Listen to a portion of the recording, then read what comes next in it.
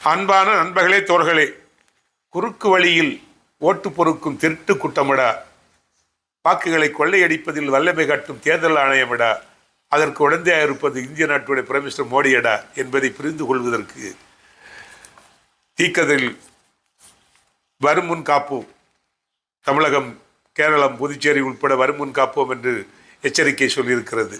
தேர்தல் ஆணையம் நேற்று வந்து அறிவிச்சிருக்கிறார். என்னன்ட்டு 12 மாநிலங்களில் SIR அமலாக்கப்படுகிறது.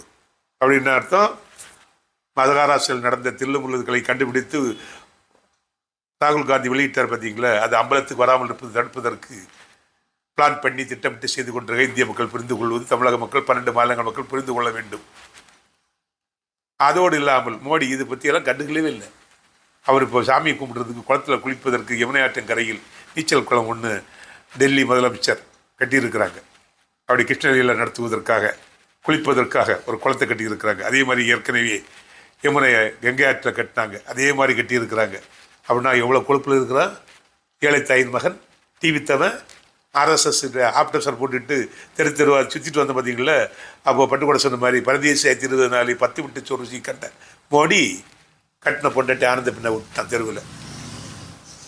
இப்போது பிரைம் மினிஸ்டர் 10 ஆண்டுகளில் மன்மோகன் சிங் 10 ஆண்டுகள் இருந்தார். அவரோட வரவு செலவு பார்த்தீங்கன்னா எவ்வளோ ஒன்று CAG ரிப்போர்ட் போட்டிருக்கிறான். மோடியை பார்த்தா சொல்ல முடியாது. அப்படின்னா 10,000 கோடியை செலவு செய்து பழக்கப்பட்டவன், ரஃபேலையும் இண்டன் பார்க்கிலையும் தேர்தல் பண்டிலையும் பிரைம் மினிஸ்டர் நிதியிலையும் கொள்ளையடித்து பழக்கப்பட்டவன், பல கோடி லட்சம் கோடி சேர்த்து வச்சுக்கிட்டு குத்தாட்டம் போட்டு கொண்டிருக்கிறார் என்பதை இந்திய மக்கள் புரியாமல். இவர்களை வலுப்படுத்துவதற்கு ஆட்கள் தேவை. மாநிலங்களில் எடப்பாடியை பிடிச்சிருக்கிறார்.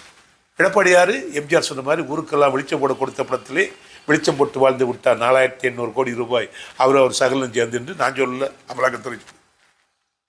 அவர் ஒட்டும் இல்லை, உறவு இல்லைன்னு போய் ஒட்டிட்டான் அதிமுக. அதே மாதிரி விஜய், நான் எம்ஜிஆர், நான் ஆணையிட்டால் அது நடந்து விட்டால், ஒரு முறை சொன்னான், நானே கேட்க மாட்டேன். 41 பேரை பறி கொடுத்து எல்லாம் போய் பார்க்கணும் இல்லை? அவன் தானே மனுஷன், மனிதனாக வாழ்ந்துட வேணும். மனதில் வையிட விஜய், வளர்ந்து வரும் உலகத்திற்கு நீ வலது கையிட. அது குறைந்தபட்சம் இல்லாத ஒருத்த நீ கூப்பிட்டு பஸ்ஸில் கூப்பிட்டு அங்கே வச்சு மாபலபுரம் ஹோட்டலில் வச்சு தனித்தனியாக கூப்பிட்டு பேசி விசாரிப்பேன்னா உன்னை தலைவரை நம்பியிருக்கான் பார்த்தீங்களா இளைஞர்கள். அந்த இளைஞர்கள் கொஞ்சம் யோசிக்கணும் இல்லை? நாமெல்லாம் ஆரோக்கிய படித்தோம் இல்லை? சிந்தித்து பார்த்து செய்கையை மாற்றி சிறுசா இருக்கையை திருத்தி கொண்டு பயணிக்க வேண்டிய நேரம் வந்திருக்கிறது. Keep left hand drive. Let's salute.